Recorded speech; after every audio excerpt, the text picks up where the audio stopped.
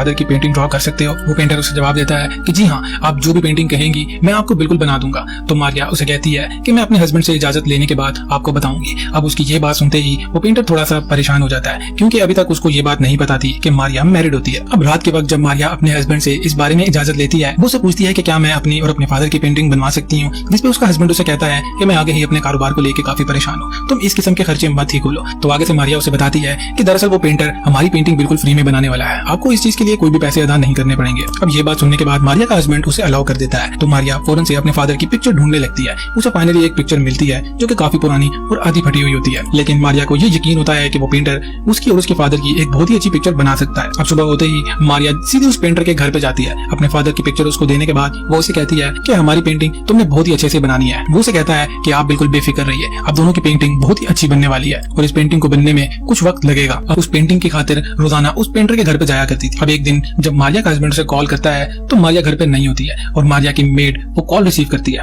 Call receive करने के बाद मारिया के हस्बैंड को बताती है कि मारिया पेंटिंग बनवाने के लिए उस पेंटर के घर पर है। मारिया का हस्बैंड पहले से मारिया पे शक करता था। अब मेड की बात सुनने के बाद उसका शक यकीन में बदल जाता है कि उसकी वाइफ उस पेंटर के साथ मिलके उसे चीट कर रही है। अब वो ये बात सुनते ही गुस्से में अपने घर पे आने लगता है। तभी रास्ते में उस गैंगस्टर के बंदे उसके हस्बैंड को उठा के अपने साथ ले जाते हैं। अब वो गैंगस्टर मारिया के हस्बैंड से उन पैसों के बारे में पूछता है। तभी वो उस गैंगस्टर से एक कॉल की मोहलत मांग के अपने एक दोस्त को कॉल करता है ताकि वो अपने दोस्त से उस प्रोजेक्ट के बारे में पूछ सके। मारिया के हस्बैंड के कॉल करने पे उसका दोस्त उसे बताता है कि तुम जिस प्रोजेक्ट के बारे में बात कर रहे हो वो तो बिल्कुल फ्लॉप हो चुका है। दरअसल उस प्रोजेक्ट की वजह से हमारे जो साथी थे उनको भी पुलिस लेके जा चुकी है। अब अपने दोस्त की बात सुनने के बाद मारिया का हस्बैंड बिल्कुल ही परेशान हो जाता है। दरअसल वो पहले से काफी कर्ज ले चुका था। अब इस प्रोजेक्ट के लिए उसने गैंगस्टर से फिर से कर्ज लिया था और जो प्रॉफिट आना था अब तो वो भी नहीं आ रहा और जो पैसा लगाया था वो भी डूब चुका है। अब ये बात सुनने के बाद गैंगस्टर भी काफी गुस्से में आ जाता है। अब तभी गैंगस्टर के लोग उसका सर पकड़ के टेबल पे पटकते हैं और वो अपनी तलवार से उसकी उंगलियां काटने लगते हैं। मारिया का हस्बैंड उस गैंगस्टर से कहता है कि देखिए, मुझे नुकसान पहुंचा कर आपको कोई भी फायदा नहीं होने वाला। दरअसल आपको तो अपने रकम से मतलब है। मैं आपके पैसे लौटाने के लिए मैं अपना घर बेच दूंगा। अब अपने घर को बेचने की लालच देकर वो गैंगस्टर से मोहलत लेके वापस आ जाता है। मगर मसला तो ये था